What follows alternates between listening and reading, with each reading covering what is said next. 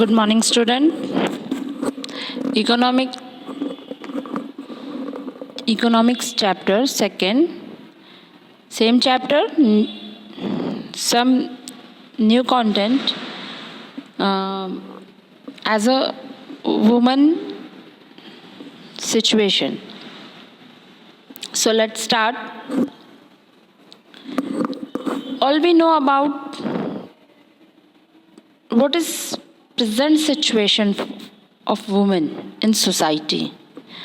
अगर हम वुमेन्स की बात करते हैं तो हमारे माइंड में बहुत सारे क्वेश्चंस आते हैं. हमारा माइंड जो है हमारी मदर की तरफ जाता है, हमारी ग्रैंड मदर की तरफ जाता है, हमारी सिस्टर्स हैं घर के अंदर, इवन हम खुद भी हैं. तो बहुत सारी चीज़ें ऐसी हैं जब हमें ये बहुत सारी चीज़ें फील होती हैं.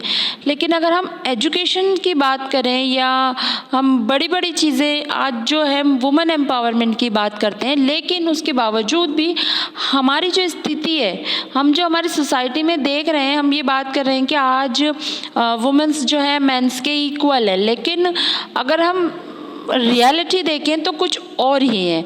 आज भी वुमेन्स अगर किसी फील्ड में वर्क करती है कंपेयर टू मैन, उसकी जो सैलरी, उसकी जो वेजेस होगी उसके कंपैरिजन में बहुत कम होगी. क्यों?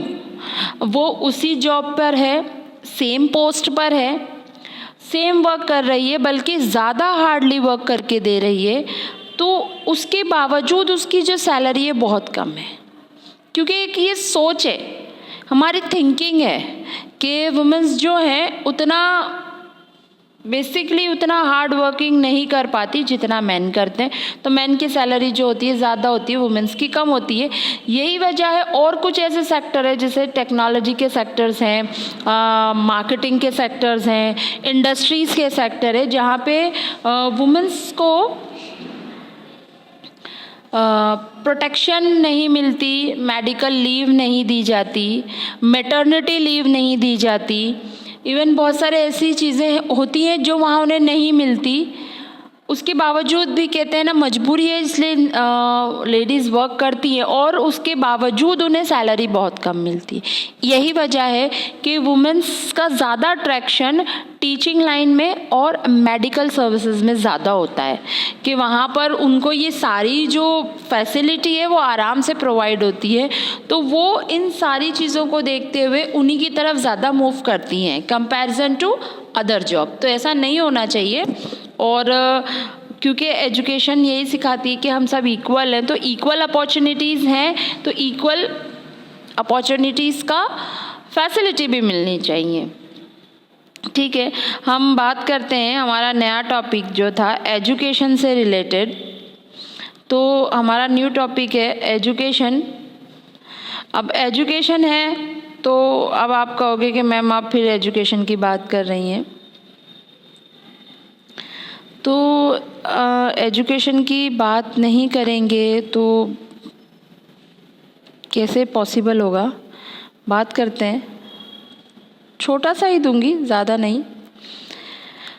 इसमें भी किसी सकल नाम का एक व्यक्ति है, उसके बारे में बताया गया है, आप पढ़ लीजिएगा. हम तो बात करते हैं डायरेक्टली हमारे टॉपिक की, एजुकेशन की. Education contributes toward the growth of society. Also it enhances the national income, culture richness, and increases the efficiency of governance. There is provision made for providing universal access, retention and quality in elementary education with a special emphasis on girls. अब education से बात करें कि ma'am आप कह रहे हैं कि नेशनल इनकम बढ़ाता है, कल्चर रिचनेस बढ़ाता है, इनक्रीज एफिशिएंसी ऑफ गवर्नेंस. तो हाँ, इट इज़ ट्रू, एजुकेशन है. अब आप बताएं, आपके इसमें बहुत सारी स्टोरीज़ दे रखी हैं हर टॉपिक से रिलेटेड. सकल की स्टोरी भी है. मैं आपको एक स्टोरी बताती हूँ, आप पर ही लेकर बताती हूँ. आप मान लीजिए आप घर में आप 2 सिस्टर हैं हों या 2 ब्रदर हों.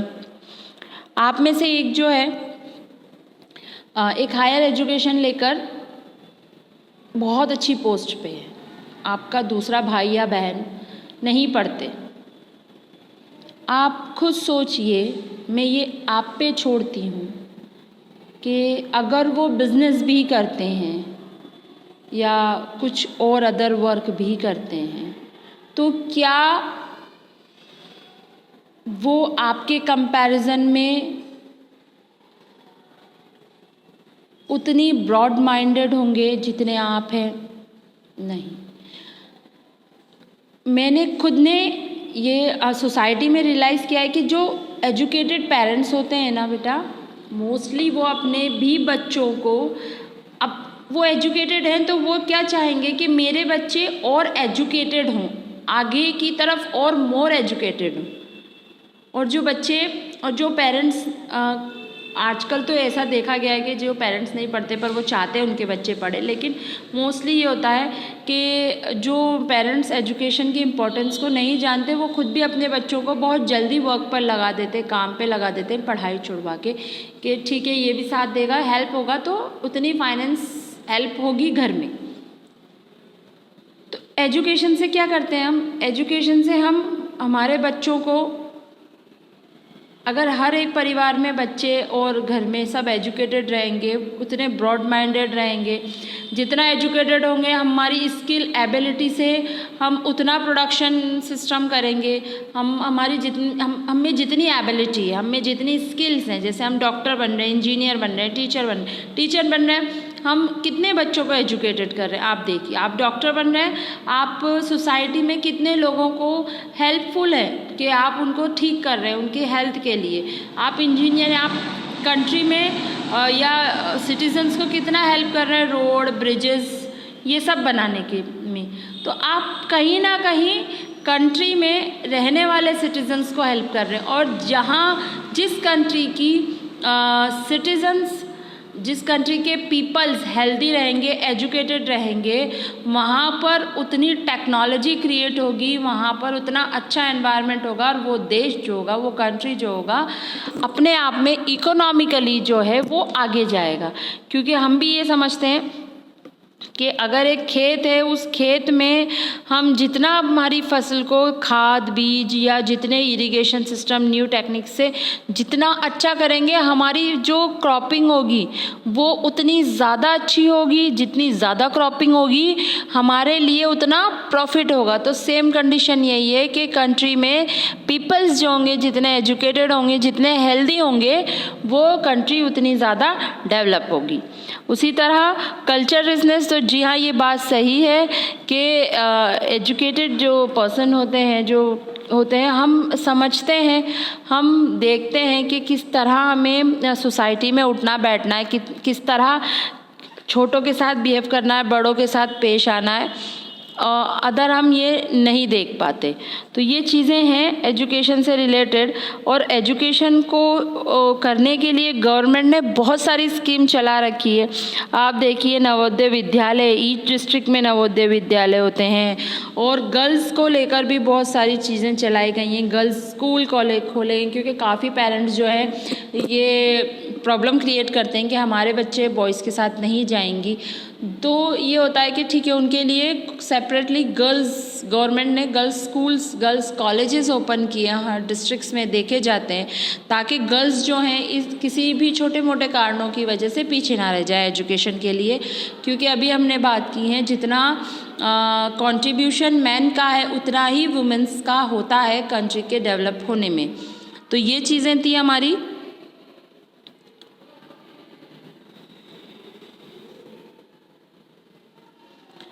तो ये आप लोग पढ़ लीजिएगा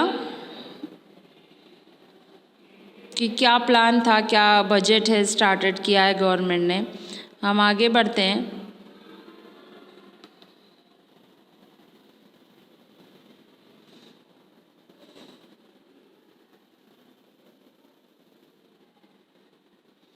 देखिए, document of union state government, Reserve Bank of India, the expenditure on education as a percentage of GDP has declined 2.7% in 2017-18 The literacy rate have increased from 18% in 1951 to 74% in 2010 to 11. Literacy is not only a right, it is also needed if the citizens are to perform their duties and enjoy their rights properly. देखिए, reserve bank of India ने जो rate निकाली थी उसके हिसाब से हम बात करते हैं कि हमारी जो लिटरेसी रेट है वो बढ़ती जा रही है, क्योंकि पढ़ना या लिटरेट होना, देखिए एजुकेटेड होना और लिटरेट होने में दो फ़र्क है। ये आपको मैंने पिछले प्रीवियस ईयर में बताया था। तो गवर्नमेंट ये समझती है कि literacy is not only a right, यानी पढ़ा लिखा होना सिर्फ एक आपका राइट नहीं है, ये आपको ये अधिकार देता है। यानी पढ़ा लिखा होने के बाद, आप एजुकेटेड, आप लिटरेट होने के बाद ये समझते हैं कि आपके जो राइट है ना कंट्री में, उसको आप कैसे यूज़ करोगे। आप अपने राइट्स यानी आपके जो फंडामेंटल राइट्स हैं, आप इन्हीं पे आए। आपकी जो फंडामेंटल राइट्स हैं, आप उसको किस तरह यूज़ करेंगे, किस तरह लोग नहीं जानते आज भी उनके फंडामेंटल राइट्स क्या हैं। काफ़ी लोग ऐसे हैं जिन्हें यही नहीं पता हमारा अधिकार क्या है। तो जो लोग पढ़ेंगे, समझेंगे, इनसे टच होंगे, तो वो बहुत अच्छे से अपने राइट्स को यूज़ कर पाएंगे, जिससे कहीं ना कहीं हमारी कंट्री को ही फ़ायदा होगा।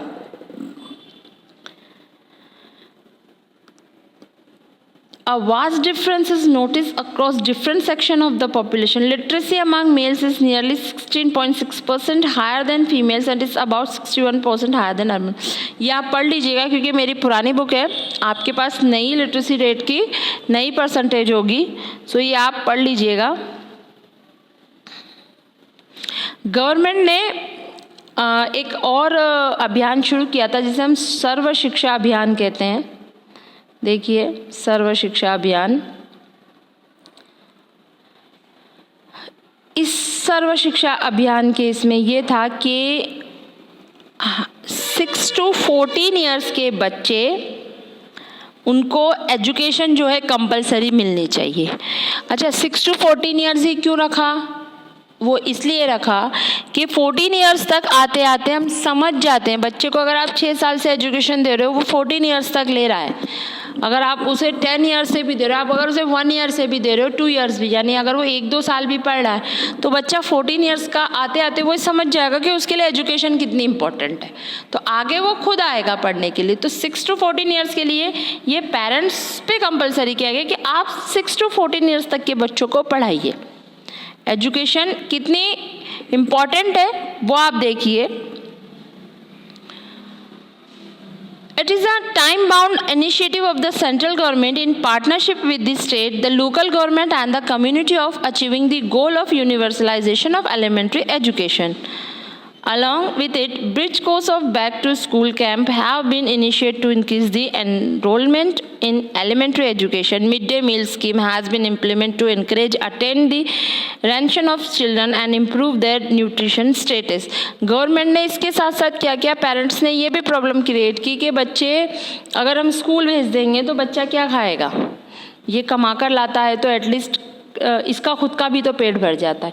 तो गवर्नमेंट ने इसका भी सलूशन निकाला और ये कहा कि आप अपने बच्चों को स्कूल भेजिए, हम उसको मिड डे मील देंगे, यानी दिन में मील देंगे। अभी तो गवर्नमेंट मिल्क भी प्रोवाइड कराती है, हम उसको मील देंगे, यानी एक पूरा लंच देंगे, जिससे क्या होगा, आपके पास पता नहीं वो क्या खाएगा, लेकिन ये पूरा एक मील होगा जिसमें उसको जो न्यूट्रिशन मिलना चाहिए वो कंप्लीट मिल जाएगा। यानी आप पढ़ाने तो भेजिए, गवर्नमेंट जो है बुक्स वगैरह सब फ्री देती, तो आप एटलीस्ट पढ़ाने भेजिए, मील भी हम दे रहे हैं, उसके न्यूट्रिशंस फैक्ट्स भी पूरा कर रहे हैं। सिर्फ आपको बच्चे को भेजना है ताकि उसको एजुकेशन मिले, वो समझे क्या उसके लिए सही है और क्या उसके लिए गलत है। तो ये सिस्टम गवर्नमेंट ने किया और एजुकेशन किस तरह आप इम्पॉर्टेंट है ये मैंने आपको बताया। और आप खुद एक स्टूडेंट है जो आप समझते हैं कि एजुकेशन हमारे लिए कितनी इम्पॉर्टेंट है। तो आज के लिए बस इतना ही। Next I think so health है, हम वो दोबारा डिस्कस करेंगे। Thank you.